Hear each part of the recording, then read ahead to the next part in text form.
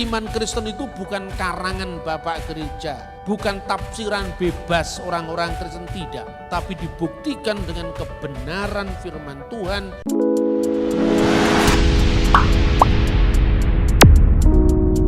Shalom. Kita akan membaca firman Tuhan dari surat 1 Korintus pasal 8 ayat 4 sampai dengan ayat 6. Yang demikian bunyinya, tentang hal makan daging persembahan berhala, kita tahu tidak ada berhala di dunia ini dan tidak ada ilah lain daripada Allah yang esa. Sebab sungguh pun ada apa yang disebut ilah, baik di surga maupun di bumi, dan memang benar ada banyak ilah dan banyak Tuhan yang demikian. Namun bagi kita hanya ada satu Allah saja, yaitu Bapa, yang daripadanya berasal segala sesuatu dan yang untuk Dia kita hidup, dan satu Tuhan saja, yaitu Yesus Kristus, yang olehnya segala sesuatu telah dijadikan dan yang karena Dia kita hidup. Amin. Saudara-saudara yang terkasih di dalam Tuhan, rata-rata di dalam komunikasi kita dengan saudara-saudara kita yang biasanya mempersoalkan iman Kristen, masalah keilahian dan ketuhanan Yesus itu menjadi salah satu kendala di dalam dialog. Orang Kristen dituduh telah menyembah lebih dari satu Tuhan. Dan itu perbuatan disebut musyrik. Orang-orang musyrik adalah melakukan dosa yang disebut syirik, yaitu menserikatkan Allah dengan ilah-ilah yang lain. Yang di dalam bahasa Indonesia ditulis dengan huruf kecil Allah itu sesungguhnya artinya sembahan-sembahan, kata benda umum, berasal dari bahasa Arab ilah. Kalau di dalam bahasa aslinya Alkitab, ya, kata theos itu artinya sembahan. Theois artinya sembahan-sembahan, ilah-ilah. Karena jumlahnya banyak maka disebut theois kata jamak. Kalau hotheos, satu-satunya sembahan. Dan satu-satunya sembahan itu bahasa Arabnya adalah al-ilah. Dalam proses kebahasaan, al-ilah itu disingkat menjadi Allah dalam bahasa Arab. Jadi dalam bahasa Arab kata Allah itu bukan Tuhannya umat Islam. Itu merupakan bahasa Arab yang dipakai jauh sebelum munculnya agama Islam. Jadi tidak usah gaduh tentang penggunaan kata Allah. Ini yang juga pernah dihadapi di Indonesia kan, bahkan di Malaysia. Nah, kalau saudara-saudara mau belajar tentang sejarah Timur Tengah pra-Islam itu lebih menarik. Karena sejumlah prasasti, inskripsi atau batu tertulis yang menggunakan bahasa Arab itu awalnya terbesar ditemukan di wilayah Kristen.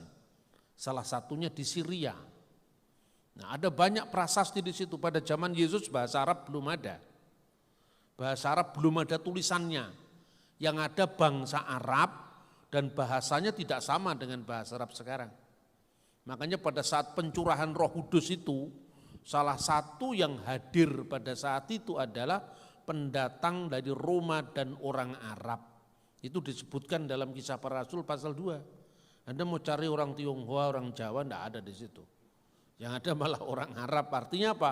Bangsa Arab itu bangsa yang sangat dekat di lingkungan Alkitab karena dia memang tinggal di wilayah yang sama.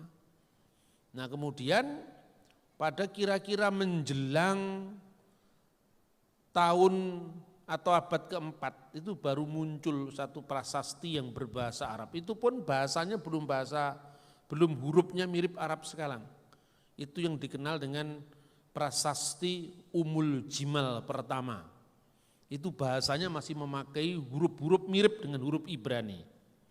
Danuh nafsu fihru barsulai bunyinya. Anda tanya orang pesantren enggak ngerti itu. Apa itu, bahasa apa itu? Itu bukan Arab, itu bahasa Arab kuno. Danuh itu bahasa Arab sekarang hada, itulah, inilah ya. Nafsu itu artinya kuburan. Pada abad kedua, ketiga itu, nefes itu dari bahasa Ibrani kan artinya nyawa ya. Tapi kalau di dalam bahasa Arab kuno itu artinya kubur. Kalau sekarang, bahasa Arab sekarang, nafas itu artinya jiwa. Makanya ada ayat Quran yang berbunyi yang biasanya ditulis di kuburan-kuburan itu untuk mengingatkan bahwa orang itu pada akhirnya akan mati kan. Ditulis kullu nafsin dha'iqatul maut. Setiap yang bernyawa akan merasakan mati. Makanya ojo neko-neko kalau urip itu. Itu loh kira-kira pesannya seperti itu. Fihru itu nama orang. Barsulai, anaknya Sule. Bukan Sule itu, Sulai bahasa Arab itu. Nama orang zaman itu. Tapi kenapa enggak disebut bin, tapi bar? Karena pengaruh bahasa Aramaik. Makanya Barnaba, anak penghiburan. Bartolomeus, Bartolmai. Itu bahasa Aram, ya. Kalau di Indonesia itu Barudan, Baradus itu. Ya kan, beda itu enggak podo. Kadang-kadang orang menyamakan terus dicari mirip-mirip berarti sama. Happy Easter dipadak-padak nih karo Dewi Istar, terus hubungannya itu apa? Kadang itu era sekarang itu susah. Jangan mengucapkan lagi Happy Easter, tapi ucapkanlah Happy Passover. Podo ae itu. Jadi orang enggak tahu sejarahnya terus kita gaduh. Mirip dengan kata Allah itu, orang enggak tahu sejarahnya gaduh. Nah kata Happy Easter itu, ya ini sebelum masuk ke pembahasan ini saya kasih suplemen supaya tambah sehat. Supaya kita tidak sering guncang karena informasi yang belum jelas. Itu mula-mula penerjemah Alkitab dalam bahasa Inggris, namanya William Tyndale. Itu hidup sejaman dengan Luther tahun 1525, jadi sebelum Luther, baru Luther reformasi 1517. Kemudian ketika dia menerjemahkan Alkitab, ya, dia menjumpai kata Pesah dalam bahasa Ibrani. Pesah itu artinya apa sih? Dilewati. Kapan itu terjadi? Ini supaya konteksnya jelas. Pada saat Tuhan mengirimkan tulah yang ke-10, yaitu anak sulung mati. Di rumah-rumah orang Israel yang ada tanda darah domba, di pintu-pintu rumah itu, maka maut melewati rumah yang ada tanda darah penebusan. Firman Tuhan di dalam Keluaran pasal 12 ayat 13 dikatakan vera iti et hadam, dan apabila aku melihat darah itu, maksudnya tanda darah itu, ufesahti, aku akan lewat alaihem, atas kalian. Ufesahti, u itu dan, ya, fesah lewati ti aku. Maka atau dan lewatlah aku alaihem, atas engkau sekalian. Jadi jelas Pesah itu dilewati oleh kematian. Orang-orang Mesir anak sulung, termasuk anak sulung Fir'aun yang akan mengganti penganiaya bangsa Israel itu, mati.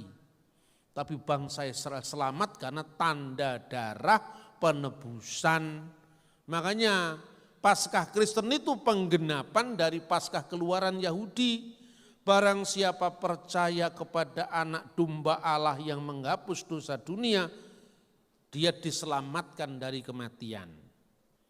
Makanya li'annahu hakada akhaballahul alam hatta badala ibnahul wahid likai la yuhlika kullu man yu'minu bihi bal takunu lahu hayatul abadiyah. Karena begitu besar kasih Allah akan isi dunia ini, sehingga ia telah memberikan putranya yang tunggal, anaknya yang tunggal, supaya setiap orang yang percaya kepadanya, kullu man yu'minu bihi, tidak binasa, melainkan memperoleh hidup yang kekal. Berkat apa? Tanda darah. Makanya ketika William Tyndale melihat tentang dilewati oleh kematian, dia lihat, oh ini Passover. Jadi Pesah diterjemahkan Passover. Begitu lihat perjanjian baru, Tuhan Yesus merayakan Paskah. Aku rindu makan Paskah bersama para murid itu. Lalu Paskahnya Yesus sendiri tidak hari Jumat kan? Karena hari Jumat itu adalah ketika Kamis perjamuan akhir, hari Jumat Yesus disalib. Tapi Paskah kemenangannya kan hari Minggu, ya kan? Jadi hari Minggu itulah Paskahnya Kristen. Sudah beda dengan Paskah Yahudi. Karena Paskah Yahudi itu adalah Paskah keluaran dari tanah Mesir, digenapi dengan Paskah Kristen, Yesus bangkit dari antara orang mati. Makanya dia menemukan kosakata bahasa yang latar belakangi oleh bahasa-bahasa Anglo-Saxon kuno. Makanya berasal dari kata os yang artinya yang pertama. Yang pertama bahasa itu seperti bangkit ya. Kemudian stehen itu artinya berdiri, yang pertama bangkit. Karena Yesus itu yang sulung dari segala, yang nanti akan dibangkitkan oleh Allah, buah sulung kebangkitan. Sejak saat itu kata Easter masuk dalam Alkitab bahasa Inggris. Ora enek hubungannya karo Istar. Karena Istar itu disembah itu di Timur Tengah kuno. Itu munculnya kata itu di Eropa. Hubungannya apa? Itu dikait-kaitkan. Nimrod telah menyembah. Nimrod ya alamat enti. Uripe tahun piro. Ya toh? Itu dikait-kaitkan. Makanya kacau. Termasuk kata Allah ini. Karena orang Muslim menggunakan kata Allah, terus Kristen dasarnya ora seneng. Karena dikritik terus pegel. Nah, males tuh akhirnya. Makanya membangun teologi itu enggak boleh didasarkan atas balas dendam. Enggak boleh, teologi itu otaknya harus bersih, hatinya bersih supaya Roh Kudus membimbing kita di dalam ketulusan, kemurnian. Tidak boleh ada sebersit pun kebencian di hatimu. Termasuk orang-orang yang menolak kita. Karena Kristus pun mengatakan apa? Ampunilah mereka karena mereka tidak tahu apa yang mereka perbuat. Lah kita akan mengikuti Yesus. Jadi dibenci santai saja, enggak apa-apa. Orang enggak ngerti itu. Gitu loh. Jadi kadang-kadang orang dikait-kaitkan. Easter dengan Istar. Kemudian ada lagi orang mengatakan Menahemma dengan Muhammad. Kemudian dikait-kaitkan lagi Yesaya pasal 29 dan 11. Di mana dikatakan bacalah. Aku tidak bisa membaca karena kitab ini termaterai. Dikaitkan dengan Nabi Muhammad di Gua Hira. Ini yang terjadi kan. Makanya membaca Alkitab kalau tidak ada konteksnya kan pada bingung. Terus hubungannya apa itu? Konteksnya Yesaya itu adalah bangsa-bangsa Goyim, non-Yahudi yang diberi kitab tidak bisa membaca karena itu kitabnya orang Yahudi. Karena apa? Kitab itu termaterai, tidak ada hubungannya dengan Nabi Muhammad. Nah, tegaskan saya tidak membenci siapapun, saya tidak membenci Islam, saya tidak mengeluarkan kata-kata kasar terhadap Islam. Tapi kalau Alkitab saya disalahpahami, saya menjawab. Jawabannya pun juga tidak dengan kemarahan. Terus saya bilang, loh tapi ini untuk Kanjeng Nabi loh Pak. Duduk itu untuk Kanjeng Nabi. Tapi kata ini mirip. Nah Naruto karo Naruto ya mirip. Tapi hubungannya apa? Naruto wong Jawa, orang Solo itu, orang Sukoharjo itu Naruto itu. Naruto orang Jepang kan gak ada hubungannya. Nah itu saudara-saudara. Tapi karena orang-orang Kristen di Timur Tengah, di Libanon itu malah mayoritas Kristen loh itu. Kalau pas Paskah begini tuh seru lagunya. Al-Masihu min bainil amwat wa wadi al-mauta bil maut wa wakhabal hayata lilladina fil kubur.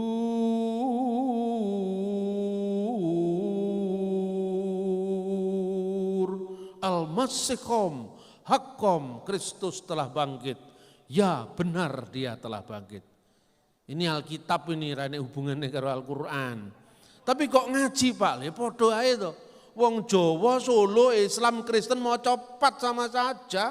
Bener enggak? Waktu zamannya COVID mula-mula itu orang semua pada stres, takut. Saya rengeng-rengeng nembang. Nah kalau saya nembangnya selalu Kristen kan, orang mendengarkan kadang-kadang, wah Kristen terus itu loh. Saya enggak, saya bagilah. Yang penting intinya kan Kristen. Nembang saya. Singgah-singgah, suminggah sumise, sumise kang adoh, suminggah mring mula bukane,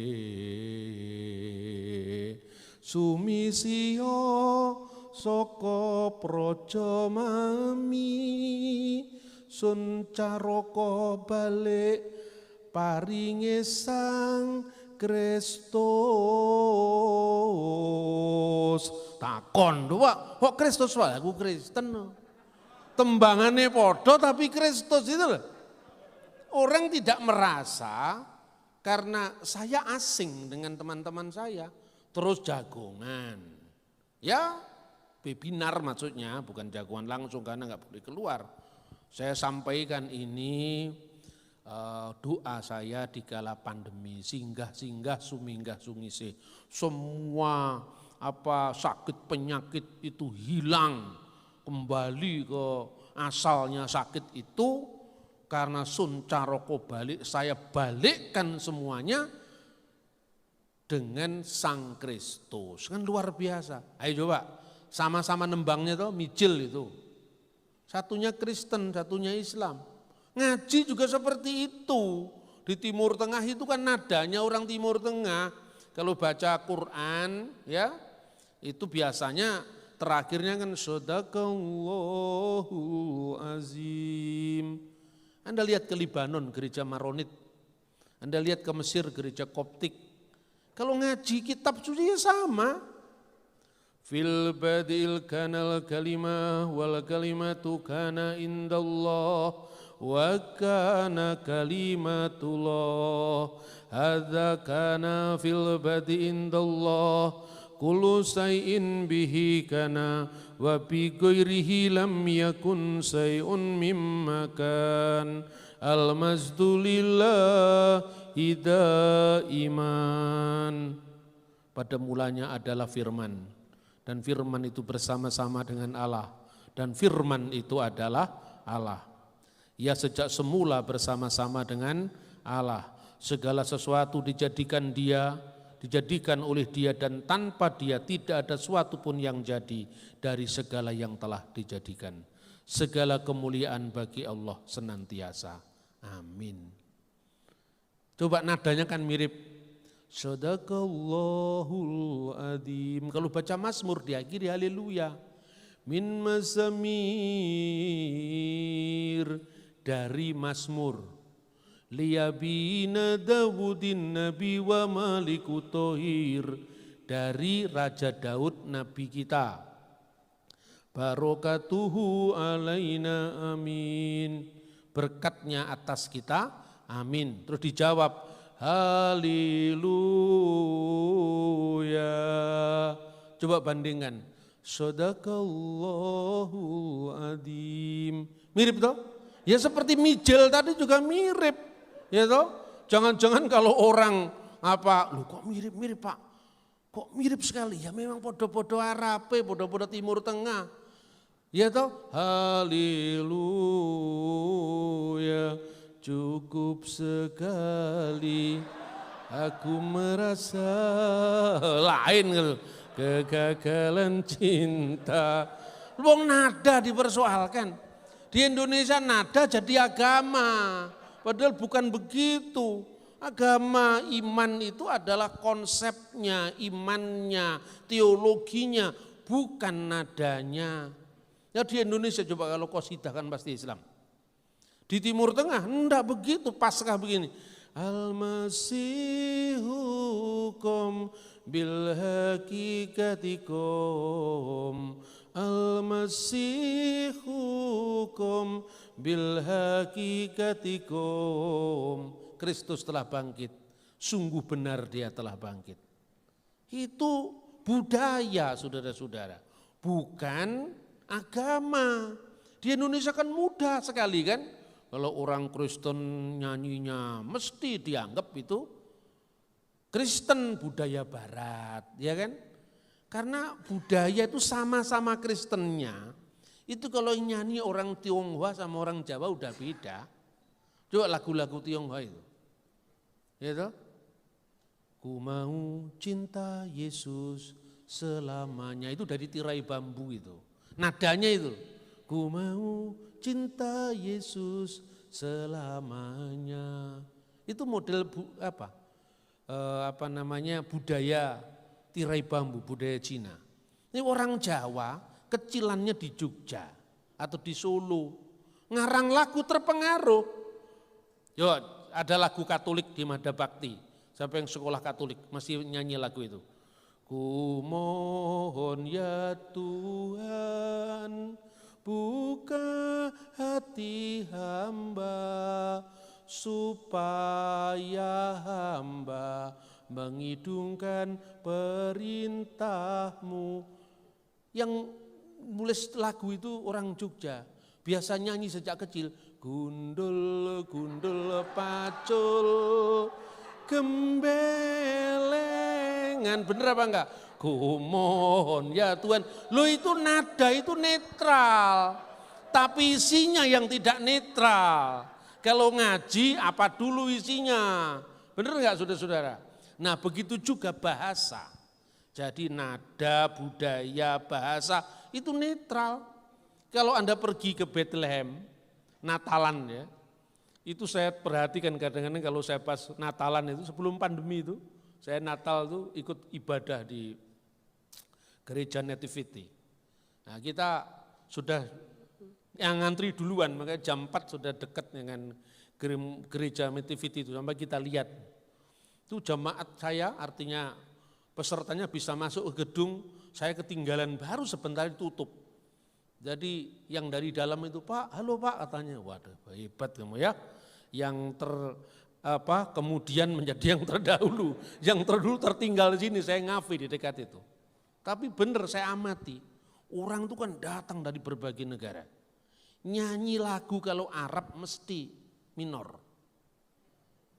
Kalau itu orang barat nyanyinya kan mesti ya semangat terus apa, nadanya kan Gloria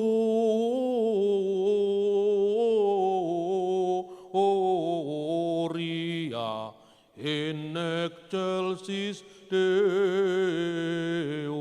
Kalau orang Arab enggak begitu. Al-Majdulillah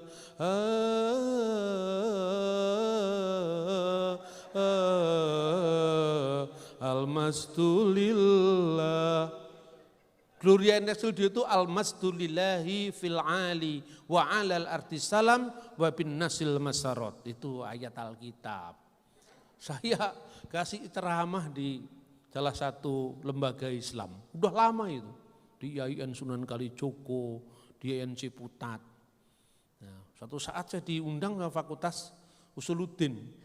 Lah orang saya ditanya saya itu, ya saya jawablah. Pak Bambang, Bapak ini kan orang yang sangat dekat dengan kekristenan Timur Tengah. Iya, kenapa saya bilang? Bapak bisa kasih contoh ngaji dalam bahasa Arab? Bisa lah, saya disuruh kok. Masih undangan disuruh kan, ya mau saya. Saya ngaji dari Alkitab. Terus yang dari fakultas lain, syariah marah-marah. Loh Bapak kenapa Kristen kok pakai bahasa Arab? Terus saya bingung loh, kok marah? Tadi ada yang nyuruh kok marah ke saya. Terus saya bilang, itu setelah di luar seminar tuh. Kenapa Bapak pakai bahasa Arab? Terus tiba-tiba saya punya gagasan. Bapak pernah ke Palestina, saya nggak ngomong Israel, Palestina. Belum pernah Pak. Nah, waktu itu masih belum era YouTube, jadi saya sulit membuktikan. Kalau sekarang coba klik aja YouTube, Christmas in Bethlehem kan selesai toh. Nah dulu sekitar tahun 98, 99, kan belum ada sampai sekarang. Modalnya saya cuman buku, ini loh. Saya baca dari sini. Oh ini karangan Bapak? Bukan, itu terbitannya mana ini? Maktabah Al-Makhabah, Qahirah. Lah Kairo kan. Saya ngarang apa enggak? Oh gitu ya Pak, iya. Saya enggak berani ngarang-ngarang, nanti dituntut hak cipta.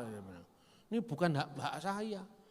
Betapa awamnya bangsa ini ketika bicara tentang budaya yang tidak sama, tidak lazim, kita anggap itu sebagai sesuatu yang lain sama sekali.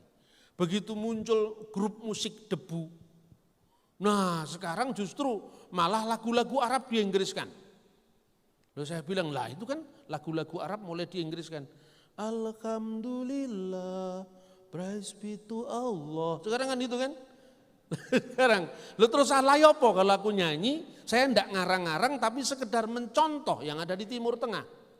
Baru sadar, sekarang ini tantangannya enggak seperti sekarang. Dulu saya awal-awal memperkenalkan, ini kan tujuan saya itu gini loh, menembus kebuntuan dialog. Sebab saya amati, orang Kristen begitu awam Islam, diserang oleh Islam, ganti menyerang. Yang terjadi kan begitu.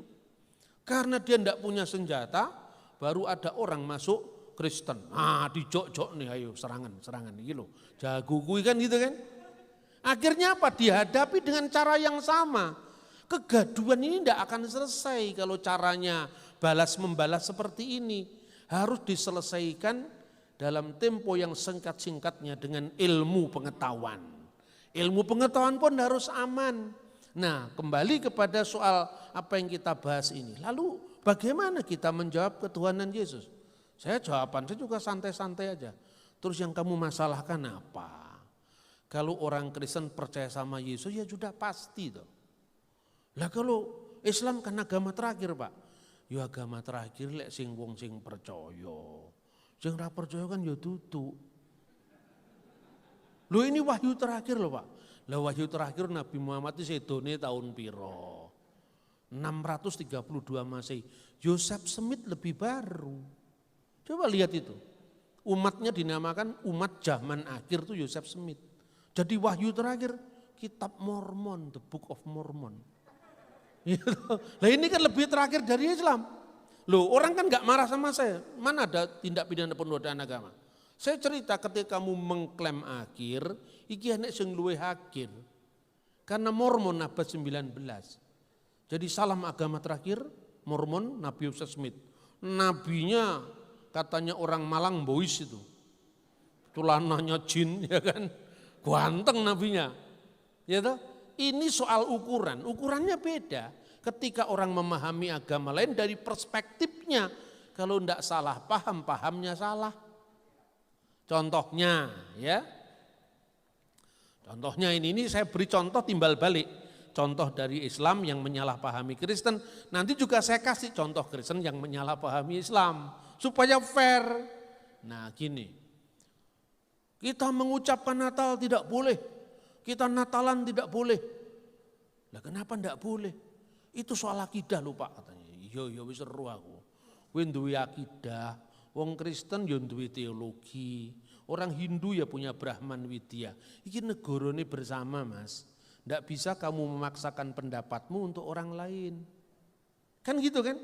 Inilah makna Bhinneka Tunggal Ika saya bilang. Tapi saya tidak pernah kehilangan jati diri saya untuk menyatakan saya Kristen. Dan kebenaran bagi saya final. Yesus Kristus adalah Tuhan saya. Tidak bisa dibantah. Tapi cara membawa diri saya luas. Sehingga orang belum apa-apa tidak menolak saya gitu loh. Saya contoh, apa contohnya? Karena ada dalilnya. Sudah tahu kalau ada dalilnya. Istri saya ini dulu kira-kira 10 tahun lalu di perumahan itu biasa. Bu Safa selamat Natal ya. Sekarang enggak mau. Beberapa tahun terakhir tuh enggak mau. Terus selamat ya Mbak. Iya, terus tak marahi dia. Selamat topo takonono sih. Enggak enak loh, enak aja. Kenapa? Ini mengedukasi orang. Selamat ya Bu, selamat topo takonono sih. Kalau saya tanya, selamat apa? Ya pokoknya selamatlah. Ya selamat apa? Saya enggak lagi ulang tahun. Selamat apa saya? Pas selamat apa ulang tahun, apa selamat apa kan harus jelas. Enggak, soalnya kami enggak boleh, misalnya gitu. Saya jawab. Kan gini Mas, Islam itu enggak satu lah. Itu menurut Ustadz Abdul Somad enggak boleh. Tapi menurut Dr. Quraish Shihab boleh. Loh, tapi ini Quran Pak, bodoh-bodoh Quran ini kok. Saya bilang, ini aku mek nerok nih loh ya, gue aja ngamuk. Saya bilang, apa? Selamat Natal itu katanya Quraish Shihab enek ning Quran. Masa Pak? Yo enek, saya bilang. Soal Abdul Somad menafsirkan lain itu bukan urusan saya, saya bukan Islam. Nah di mana? Wassalamu alayya yauma wulitu wa yauma amutu wa yauma ub'atsu hayya. Selamatlah ketika aku dilahirkan lah. Dilahirkan ini bahasa Latinnya apa? Natal. Selamat Natal. Ya kan? Tuh, tapi maksud kami ya sudahlah, enggak usah dibahas aku roh. Islami beda karo Kristen. Lek ora beda, ora enek Kristen, ora enek Islam kan gitu kan? Tapi persoalannya ayat-ayat ini salah alamat. Kuwi ora digawe aku, digawe wong liya. Mana Pak? Nah, termasuk yang dasar pengkafiran tadi. Kan ada ayatnya itu. Wala tahulu salasa. Jangan kamu mengatakan Tuhan itu tiga. Lah sing ngomong Tuhan telu ki ya sapa? Gitu loh. Laqad kafara alladziina qalu innallaha salisu salasa. Sungguh telah kafir orang yang berkata la hot kafara, la itu lam takkid yang artinya penekanan. Sungguh hot itu telah, sungguh telah kafir. Alladzina qalu orang-orang yang berkata innallaha sesungguhnya Allah salisu ketiga salasa yang tiga. Nah ini bukan Kristen Mas. Lah kok bisa Pak? Ora enek wong Kristen kok golek ono. Sak ndure langit sang isoring bumi kok ora enek wong Kristen sing nyanyi. Ketiga dari yang tiga ora enek. Sing enek ketiganya yang esa. Pujilah Bapa, pujilah Anak, puji Rohul Kudus. Ketiga yang tiga dimarahi sama Pak Freddy. Tidak ada ketiga yang tiga, yang ada ketiga yang esa. Jadi ini untuk siapa Pak? Ya golek ono dhewe tapi salah alamat. Aku ora ngono kuwi. Saya sedapat mungkin menjauhi penilaian penafsiran terhadap agama lain. Hanya sejauh kalau iman saya disalahpahami, saya menjawab aman kita. Karena saya tidak masuk ranah tafsirnya orang. Itu loh kira-kira. Nah, kekristenan juga tidak pernah. Orang Protestan, orang Ortodok beda dengan orang Kristen Katolik. Misalnya dalam soal apa? Bunda Maria, ya. Tapi tidak ada juga orang Katolik yang berdoa demi nama Bapa dan Ibu dan Anak ora enek. Yang ada demi nama Bapa dan Putra dan Roh Kudus. Jadi Allah Tritunggal Maha Kudus baik Katolik, Protestan, Pentakosta, Karismatik, Katolik, Ortodok sama. Bukan ketiga yang tiga. Ketiga yang esa itu Bapa, Putra dan Roh Kudus. Padahal yang ditolak oleh Al-Quran Bapa, Ibu dan Anak. Nah ini kan bukan iman Kristen. Gitu loh saudara-saudara, ini namanya dialog, bukan kita memaksakan orang untuk menerima kita.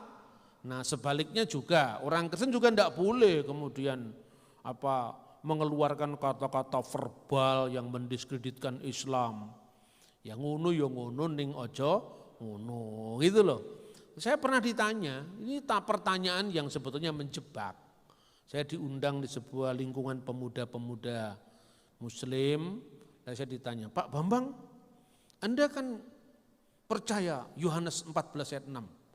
Ya percaya tuh Mas, aku Kristen. Saya bilang, nadanya itu tidak usah meninggi, merendah saja. Sudahlah, berbahagialah orang yang rendah hati, akan ditinggikan. Tapi kalau Anda tinggi akan direndahkan, itu kan hukumnya Tuhan begitu. Jadi kami, maksudnya apa? Kami bisa masuk surga apa tidak? Itu kan jawabannya angel itu. Kalau saya jawab, ayatnya apa? Lah iya terus ini kan ayatku, itu ayatmu Mas. Bener enggak? Lalu menurut kamu bagaimana? Ya kami masuk surga Pak. Lah iya wes masuk surga ya wes lah. Wong iki ayatnya ora berlaku kayak kamu, kecuali kalau kamu percaya. Ya toh? Tapi kalau di dalam Islam, doktrin keselamatan itu bukan karena penebusan tapi amal soleh. Maka watil kal jannatil lati urisumuha bima kuntum ta'malun. Itulah surga yang diberikan kepadamu berdasarkan amal soleh yang kamu kerjakan. Ya wes, kamu pakai itu. Tunggu timbangan nanti kalau lebih banyak perbuatan baiknya masuk surga, makanya yaumul mizan. Kalau saya orang Kristen ada penebusan dulu karena tidak ada orang yang bisa masuk surga karena perbuatan baiknya tidak cukup. Lah karena enggak cukup ya aku percaya karo Gusti Yesus itu loh. Bahasanya kan bahasa enak. Bahwa kemudian tidak menerima terserah loh, itu kan bukan kita. Nah, sering lagi mengatakan, berarti Bapak, menurut Bapak Nabi Muhammad siapa? Ya Nabi Muhammad ya Nabi Muhammad lah, saya bilang. Nabi apa bukan? Nah sekarang gue tak takoni, Yesus Tuhan apa bukan? Ya tidak, ya wes mengpunyen kowe Islam. Bener enggak? Jadi Nabi Muhammad Nabi apa enggak? Karena ngotot terus saya bilang Nabi supaya puas. Nabi apa? Nabi, yo, tapi nabimu duduk nabiku, kan itu kan. Bener enggak? Ini bahasa komunikasi yang sejuk, yang tidak perlu menghakimi orang lain. Karena Bhinneka Tunggal Ika tadi, begitu soal Tritunggal, orang banyak salah paham dipikir, kalau Yesus itu Tuhan berarti Yesus bukan manusia gitu kan. Maka Tuhan kok lapar, Tuhan kok haus, Tuhan kok dicobai, Tuhan kok mati. Lah sing ngomong Tuhan mati ki ya sapa? Wong Alkitab sudah mengatakan loh. 1 Petrus pasal 3 ayat 18. Dia yang dibunuh dalam keadaannya sebagai manusia. Jadi kemanusiaan yang dikenakan oleh Sang Firman yang menjadi manusia itu yang mati, tapi Allah tidak bisa mati. Gitu loh. Nah, dalam diri Kristus itu ada sepenuhnya Allah, sepenuhnya manusia. Amin. Maka ketika Firman itu menjadi manusia, dia dicobai oleh iblis. Tadi siang saya baca, dia kemudian lapar, haus, dia mati dalam keadaannya sebagai manusia. Tapi apa firman Allah bisa mati? Tidak. Terus saya kasih perbandingan. Pikiran saya bersama dengan saya. Kalau pikiran saya direkam, disiarkan di YouTube, orang lihat gambar saya lalu mengatakan itu Pak Bambang itu yang khotbah di Betani Solo. Salah apa benar? Ya benar lah. Memang itu saya di Betani Solo ini. Ada gambarnya ini. Ya kan? Tapi misalnya tiba-tiba layar televisi atau layar HP kita jatuh pecah. Apakah kira-kira pikiran saya ikut binasa? Tidak, yang pecahkan itu adalah wujud penjelmaan pikiran saya. Firman Allah itu bersama dengan Allah dan firman Allah itu adalah Allah. Firman menjadi manusia, ketika kemanusiaannya mati firman Allah tidak bisa mati. Nah, terus di mana salahnya saiki?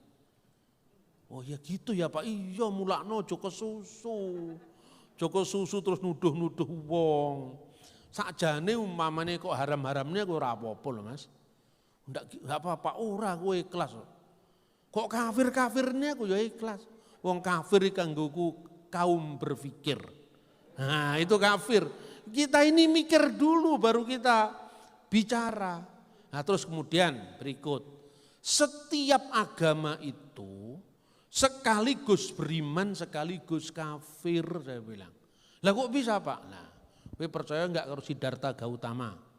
Ya mboten Pak, lah yo duduk nabimu. Ya toh? Kamu percaya kalau Yesus itu adalah Tuhan? Enggak percaya Pak. Nah, terus takonono karo wong Kristen. Kalau kamu berkata Yesus bukan Tuhan, Kristen ora ngamuk. Nah, saiki lek Muhammad duduk nabi kowe ya aja ngamuk. Lakum dinukum baliatin. Bener apa tidak? Ayo sekarang. Ini yang sering terjadi, orang memaksakan paradigma kita untuk memahami orang lain. Kalau dalam iman Kristen, tidak seorang pun yang mengaku Yesus adalah Tuhan kalau bukan karena Roh Kudus. Ya mari kita berdoa Roh Kudus, berperkaralah Roh Kudus, berkaryalah. Kami sudah menanam dan menyiram, Engkaulah yang memberikan pertumbuhan dari benih yang sudah ditaburkan di dalam nama Yesus. Tugas kita selesai. Ya, itu saudara-saudara. Kemudian Kristus itu Tuhan sekaligus Kristus itu Allah. Nah ini juga dipersoalkan, dinyinyiri. Orang mengatakan, di mana dalam ayat Alkitab yang mengatakan Yesus mengatakan, akulah Allah, sembahlah aku. Ngono Kristen ya iso bingung itu. Itu kan zamannya Zakir Naik toh.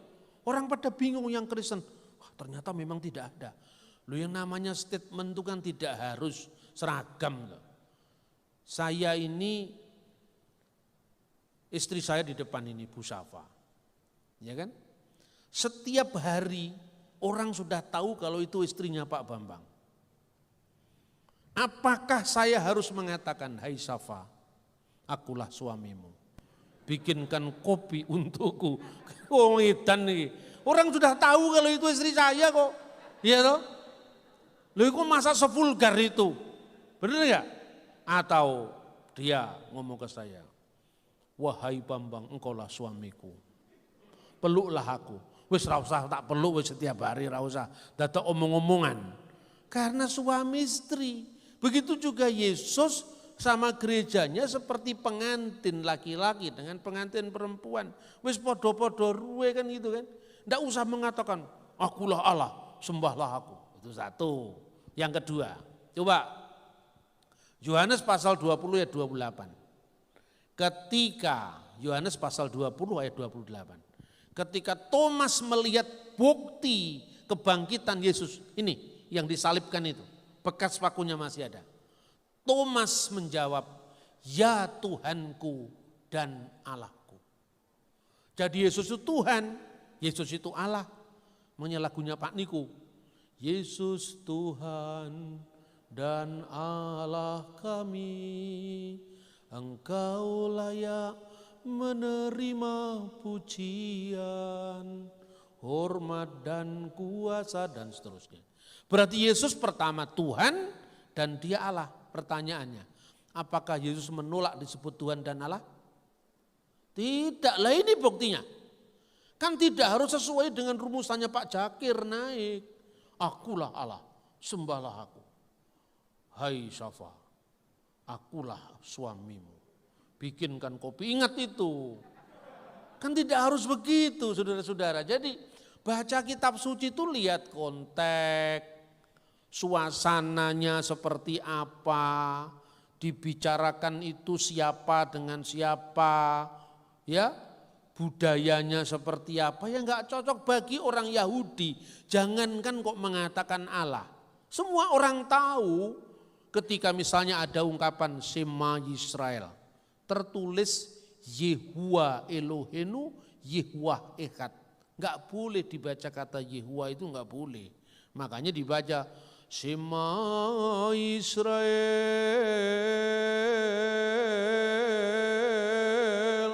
Adonai Elohenu, Adonai Echad. Dengarkanlah wahai Israel, Adonai Elohim kita, Adonai Echad. Jadi sudah tahu ketika Yesus mengatakan apa? Sesungguhnya aku berkata kepadamu, sebelum Abraham jadi, aku ada. Aku ada itu ungkapan dari aku ada, yang aku ada, nama kekudusan Allah dalam perjanjian lama, Keluaran pasal 3 ayat 14. Buktinya apa? Orang Yahudi mengambil batu mau melempari dia. Artinya apa? Bagi orang Yahudi itu kamu mengaku diri sama dengan Hakados yang Maha Kudus, Allah Israel. Gitu loh. Jadi konteksnya apa? Itu tidak sama dengan bahasa kita. Maka seringkali memahami naskah-naskah kuno dengan pemahaman kita melakukan yang apanya anakronisme. Terus saya ditanya, kalau gitu Yesus disebut Allah dalam konteks apa Pak? Dalam konteks dia adalah firman Allah yang adalah Allah. Firman inilah yang menciptakan langit, bumi dan segala isinya. Ya, maka ayat 3 Injil Yohanes pasal 1, segala sesuatu dijadikan oleh dia. Dan tanpa dia artinya tanpa Yesus sebagai firman. Makanya dulu saudara-saudara ya, itu ada seorang penginjil dari orang Jawa, abad ke-19. Akhir abad 18, awal abad 19. Namanya Kiai Ibrahim Tunggul Wulung. Nah hasil penginjilannya itu banyak gereja-gereja Jawa. Di Jawa Timur maupun Jawa Tengah. Salah satu di Jawa Tengah itu dekat Kudus Pati sana. Namanya adalah ada Kayu Wapu, kemudian apa namanya desanya? Desanya Tunggul Wulung, Banyu Towo. Nah, itu orang nanya kepada saya, orang Kristen Jawa yang nanya ke saya, Pak, kalau Yesus itu baru hadir dan keselamatan muncul, lalu bagaimana orang-orang sebelum Yesus? Nah, itu kan pertanyaan yang sering muncul. Segala sesuatu dijadikan oleh dia dan tidak ada sesuatu pun yang telah jadi dari segala yang telah dijadikan. Yang menjadikan ini siapa? Firman. Firman itulah yang menjadi manusia. Jadi sebelum firman menjadi manusia dia sudah ada bersama dengan Allah. Karena firmannya Allah, ya Allah sendiri. Pikiran saya ya saya, roh saya ya saya karena satu dengan saya. Itulah Bapa, Putra dan Roh Kudus Allah yang esa. Jadi tidak ada tiga, cuma ada satu. Saya bilang begitu. Itulah maknanya Yesus disebut perfect in Godhead. Sepenuhnya Allah. Kamil billahud. Sepenuhnya Allah sebagai apa? Kalimatullah atau firman Allah. Karena firman Allah menciptakan segala sesuatu, maka tidak mungkin firman pernah tidak ada. Firman selalu ada, tidak pernah sedetik pun firman tidak ada. Makanya Kiai Tunggul Wulung itu kan dikejar-kejar Belanda. Itu dulu termasuk telik sandinya Pangeran Diponegoro. Dia menyadari Pangeran Diponegoro Ratu Adil. Ratu Adil kok kalah. Kemudian dia mikir berarti ada Ratu Adil di atas segala Ratu Adil. Yaitu siapa itu yang dia cari. Nah karena dia orang kebatinan Islam, ya tentu waktu itu belum ada KKR abad ke-19, awal belum ada KKR. Dia bertapa di Gunung Kelut. Waktu dia naik ke Gunung Kelut ya sebagai orang Jawa kan, dicegat sama seorang pertapa perempuan namanya Indang Sampurnawati. Tuan mau kemana? Ke sana, menyongsong sang Ratu Adil. Ratu dalam bahasa Jawa itu bukan perempuan ya, pokoknya raja. Kalau perempuan rani namanya. Ya, ada yang namanya rani itu artinya ratu.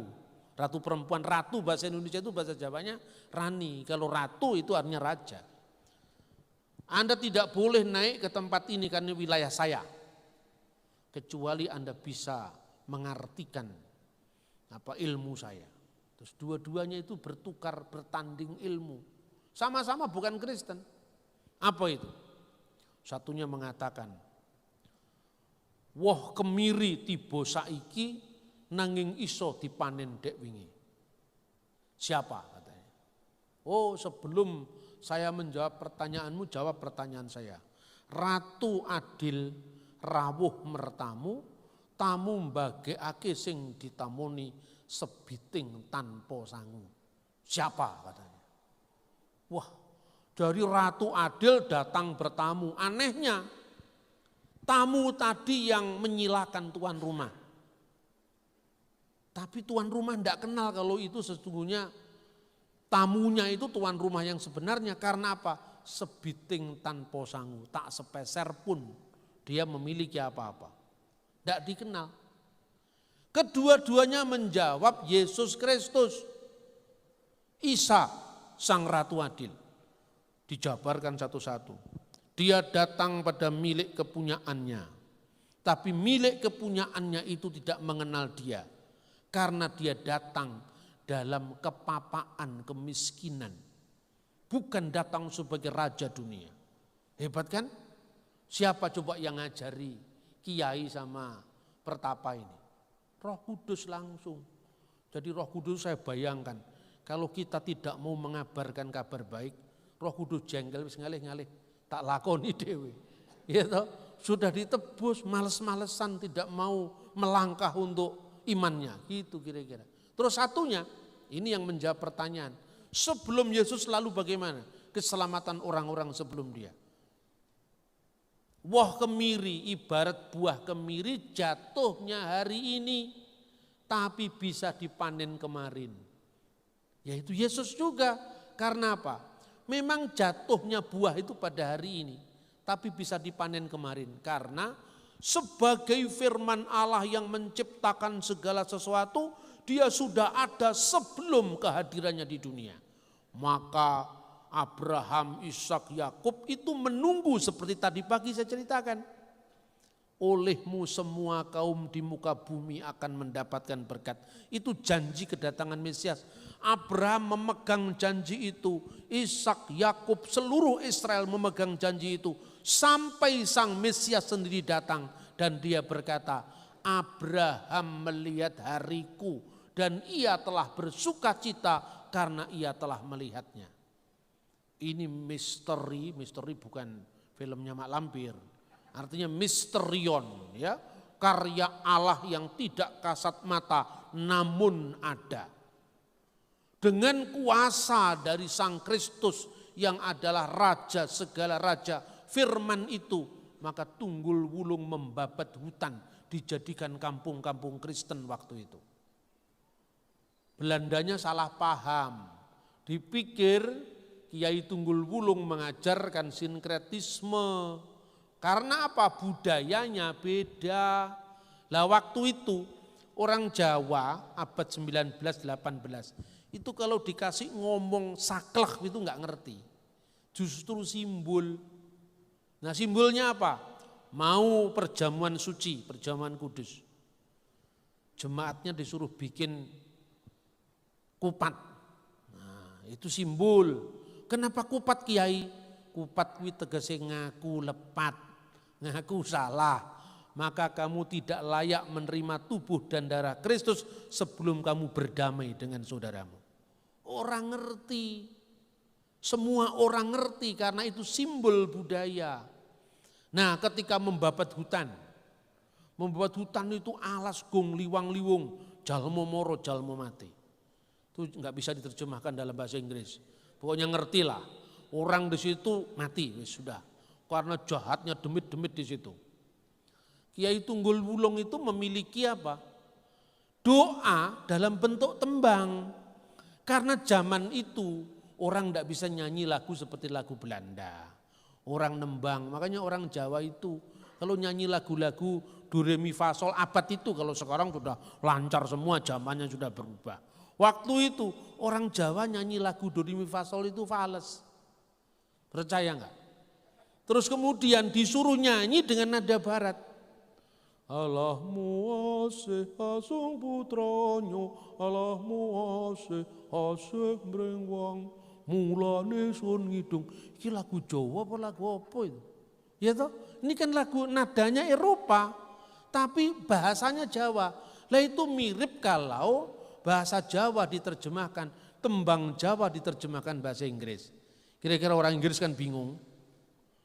Do not be easy to be lip service, if only lip service. Loh, kok aneh itu, nggak ngerti orang. Padahal lagu itu artinya apa? Ojo sok gampang dadi wong lamis. Itu di Inggris kan lucu.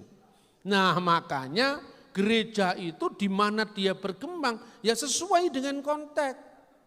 Mungkin bagi yang usianya sudah 50 ke atas, nyanyi lagu-lagu yang seperti dinyanyikan pertama kali tadi kurang bisa menikmati.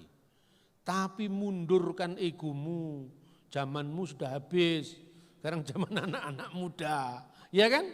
Sebab kalau tidak gitu gereja akan ketinggalan, gereja harus menyesuaikan. Yang penting kan bukan musiknya, bukan nadanya, yang penting kan isinya. Kalau seorang dibuat militan dengan musik yang lebih rancak seperti kalau lagu-lagu Pentakosta lama.